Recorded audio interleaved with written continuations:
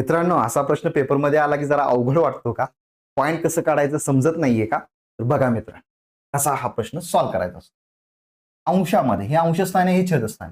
अंशामध्ये पॉइंट नंतर बघा किती अंक आहेत? 1, 2 आहेत, इथे 3 आहेत. म्हणजे 1 आणि 2 झाले 3, 3 आणि 3 झाले पॉइंट नंतर 6 अंक. म्हणजे अंशामध्ये पॉइंट नंतर 6 अंक आहेत. मग इथं छेदामध्ये 1च्या पुढे 6 शून्य द्या. दिले? 1च्या पुढे 6 शून्य दिले का? नाही, 5 शून्य. अजून एक द्या शून्य. 6 शून्य झाले? येस.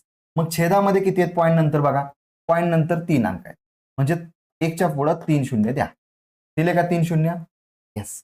आता पॉइंट गेले मित्रांनो, पॉइंट गेल्यानंतर ना वरती किती आहे? 8 गुणिले 8 गुणिले 8.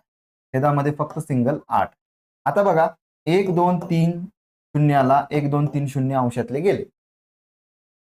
8 एके 8, 8 एके 8 झालं. 8 8 64, 64 आला अंशामध्ये आणि हे 1000 छेदामध्ये. म्हणजेच बघा 3 शून्य, 3 अंक सोडून पॉइंट द्या. 0.064. बघा पॉइंट नंतर 3 अंक दिलेले आहेत. म्हणजे तुमचा आन्सर काय? ऑप्शन ए तुमचा करेक्ट आहे. तर मित्रांनो, या प्रश्नाचं म्हणजे पोलीस भरती 2024 ला आलेला हा प्रश्न तुम्ही सॉल्व्ह करायचा आणि याचं उत्तर तुम्ही कमेंट बॉक्समध्ये द्यायचं आहे मित्रांनो. 100% तुम्हाला फायदा होणार आहे. रिझल्ट हमखास येणार आहे मित्रांनो. कारण आपण गणित बुद्धिमत्ता खूप इझी आणि बेसिक पासून शिकवत असतो. त्यामुळे नक्की SJN अकॅडमीचा ऍप डाउनलोड करा आणि ऍपवरील कोर्स घ्या.